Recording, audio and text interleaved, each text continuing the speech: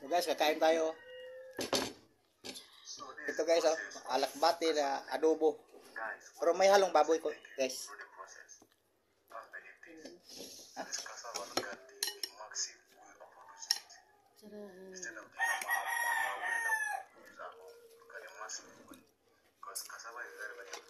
Ang mukbang may kutsara.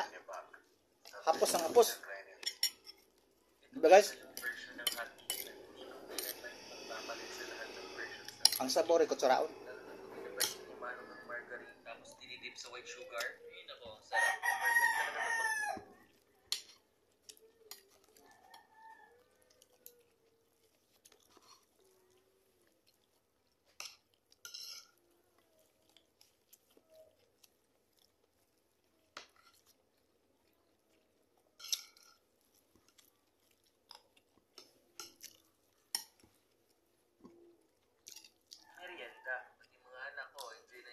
So in a bowl, isiset muna natin itong mga dry ingredients. Unahin natin itong all-purpose flour, 1 tablespoon baking powder, 1/4 cup powdered milk, 1/3 cup white sugar, 1 tablespoon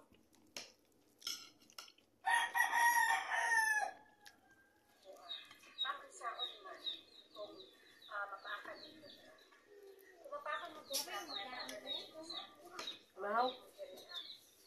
No? Ano ba yung silete? Sige, nakuha na na yun. Naman. Kuha, o sa gusto ka. No? Oh! Ito. Pagdali! Dali, ayun.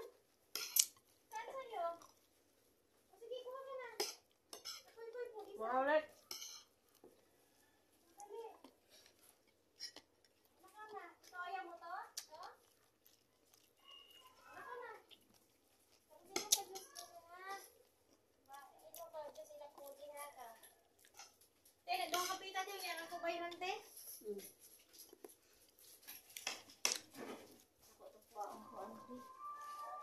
Wow, okay pa siya. Bye-bye. Isa iwanan mo. Lukan?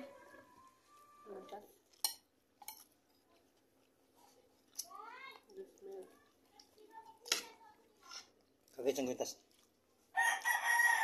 Tindahan.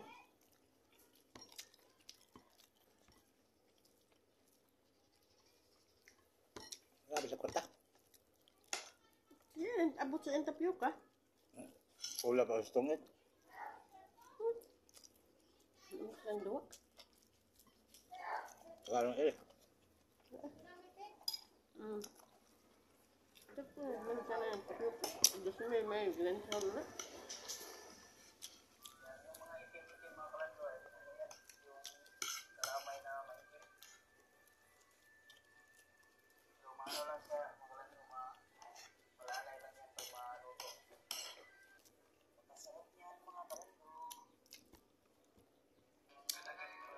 Quick and easy snack idea ba ang hanap mo ng patuklik ng benta?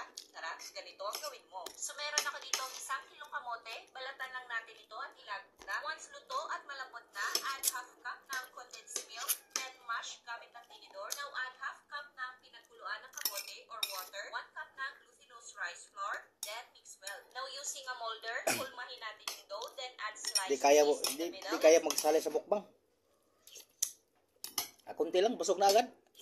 Guys, di kaya sali no sa mukbang ni Kwan. Flat na parang burger patty. Jigs. At i-press lang natin Ni, bawat side ni sa paring sesame jigs, seeds and guys. fry both sides until golden brown and Itong putahing ulam.